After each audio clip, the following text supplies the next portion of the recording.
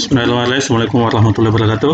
Kita lanjutkan pembahasan tadi tentang perang yang terjadi di Sumatera Barat, yaitu perang Padri di Sumatera Barat yang dipimpin oleh Tuanku Iman Bonjol.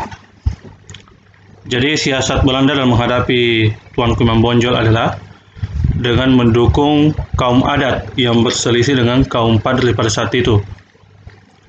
Sehingga dengan memanfaatkan perselisihan antara kaum adat dengan kaum Padri, ini membuat posisi kaum Padri semakin terjepit, ya, karena menghadapi dua musuh, yaitu kaum adat dengan pemerintah Hindia Belanda. Perlawanan kaum Padri dengan sasaran utama Belanda itu mulai meletus pada tahun 1821 yang dipimpin oleh Tuanku Imam Bonjol dengan nama asli beliau adalah M. Syahab. Kemudian Tuanku Nan Cerdik, Tuanku Tambusai, dan Tuanku Nan Alahan. Nah, perlawanan kaum Padri ini ternyata berhasil membuat Belanda terpojok. Kenapa? Karena pada saat itu juga Belanda menghadapi perlawanan Pangeran Diponegoro dari tahun 1825 sampai 1830 di Pulau Jawa. Sehingga kekuatan Belanda terpecah, ya. Sebagian tentara Belanda berada di Jawa dan sebagian lagi berada di Sumatera Barat. Sehingga Belanda sadar bahwa ketika mereka melanjutkan perlawanan melawan Tuanku Imam Bonjol dan kawan-kawannya, maka suatu saat Belanda akan mengalami kekalahan. Sehingga dengan siasatnya Belanda mengajak kaum Padri untuk berdamai. Ini terjadi pada tanggal 15 November tahun 1825 di wilayah Bonjol. Nah, selanjutnya setelah perjanjian damai itu, Belanda kemudian berkonsentrasi untuk melakukan perang di Pulau Jawa melawan Pangeran Diponegoro. Nah, setelah Belanda berhasil memadamkan perlawanan Pangeran Diponegoro di Pulau Jawa, Belanda kembali datang ke Minangkabau. Jadi Belanda melanggar perjanjian dan dibuatnya sendiri.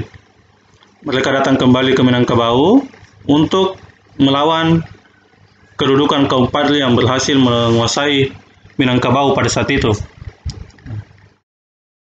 Nah, kaum adat, di satu sisi kaum adat yang semula bermusuhan dengan kaum Padri akhirnya mendukung kaum Padri. Kenapa? Karena mereka sadar bahwa mereka sebenarnya hanya diadu domba, ya, diadu domba oleh pihak Belanda, ya, untuk supaya Belanda menguasai Minangkabau.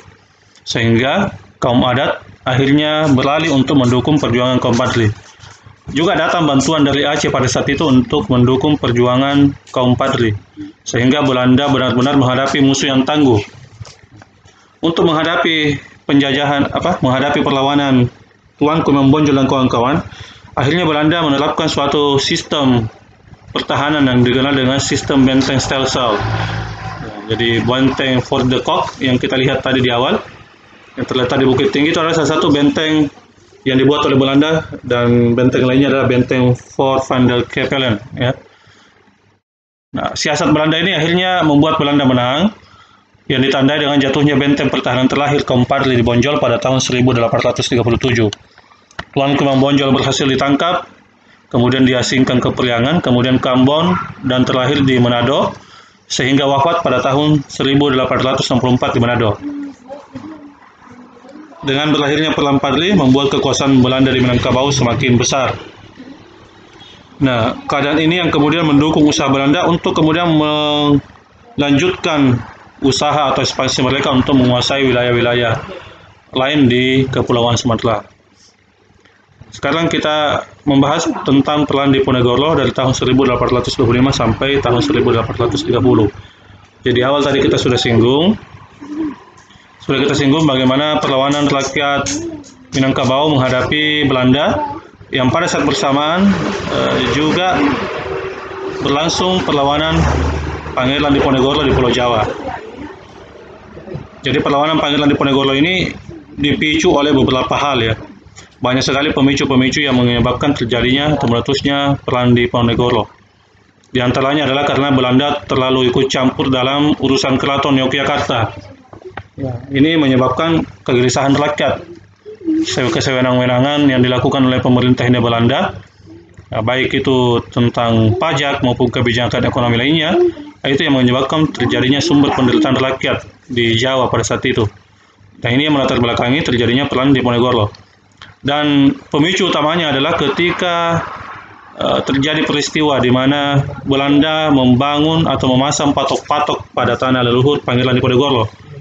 Jadi Belanda dan Pati Danurejo itu memasang patok-patok pada tanah leluhur Diponegoro. Sehingga terjadi perselisihan antara pengikut Diponegoro dengan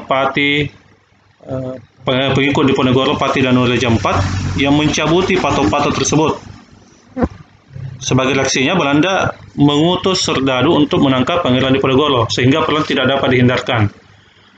Pada tanggal 20 Juli tahun 1825, Tegarrejo yang menjadi basis pengikut Diponegoro direbut dan dibakar oleh Belanda. Kemudian Diponegoro meninggalkan kota dan menyusun strategi perlawanan di luar kota Yogyakarta.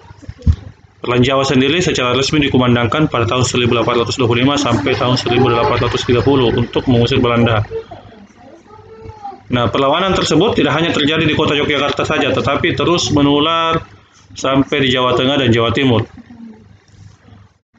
Nah, Belanda berusaha membujuk para pejuang yang dengan gigih berjuang pada saat itu dengan cara apa? Mengembalikan Sultan Hamengkubuwono yang kedua dari pengasingannya di Ambon. Namun langkah ini tetap gagal untuk meredam perlawanan Pangeran Diponegoro dan yang lainnya. Sehingga Belanda kemudian membuat siasat baru, yaitu siasat Benteng-Stelsel. Ini siasat yang sama yang digunakan oleh Belanda dalam menghadapi perlawanan Tuanku Imam Bonjol di Sumatera Barat.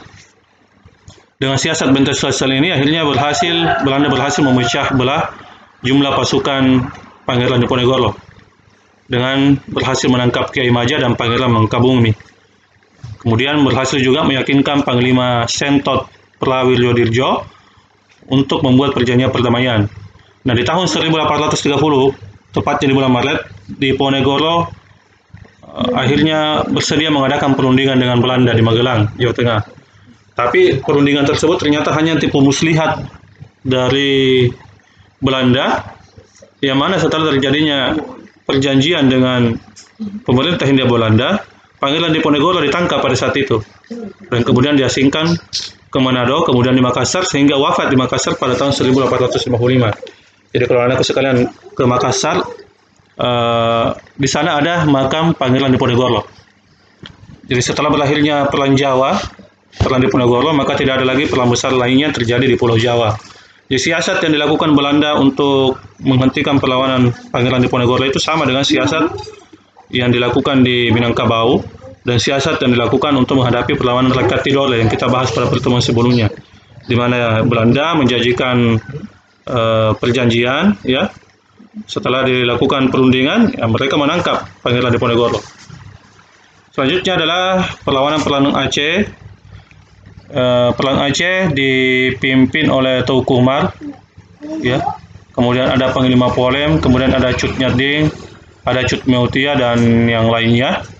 Di mana perlawanan rakyat Aceh ini sangat sengit, ya. Pada saat itu Aceh masih menjadi sebuah negara merdeka ketika dijajah oleh pemerintah Hindia Belanda. Nah, semangat jihad rakyat Aceh ini yang membuat Belanda kesulitan untuk mengalahkan perlawanan rakyat Aceh, sehingga dia mengutus salah seorang orientalis bernama Sdokongrej untuk mempelajari apa sih kelemahan rakyat Aceh. Sdokongrej ini adalah orang Nasrani yang kemudian berpura-pura menjadi seorang Muslim dan memakai nama samaran, namanya adalah Abdul Ghafur, pergi belajar ke Mekah, ya. Setelah dari Mekah, akhirnya dia mempelajari sejarah dan lainnya. Kemudian dia berhasil menemukan sebuah siasat bagaimana cara mengalahkan rakyat Aceh, yaitu dengan apa? Taktik yang paling mujarab adalah mengadu domba antara golongan ule balang, bangsawan, dan kaum ulama. Jadi Belanda menjanjikan kedudukan pada ule balang atau kaum bangsawan yang bersedia damai. Nah, ketika mereka berhasil mengalahkan perlawanan para ulama pada saat itu. Nah, ini sekilas tentang perlawanan rakyat Aceh yang insya Allah kita lanjutkan nanti pada pertemuan berikutnya. Sekian, assalamualaikum warahmatullahi wabarakatuh.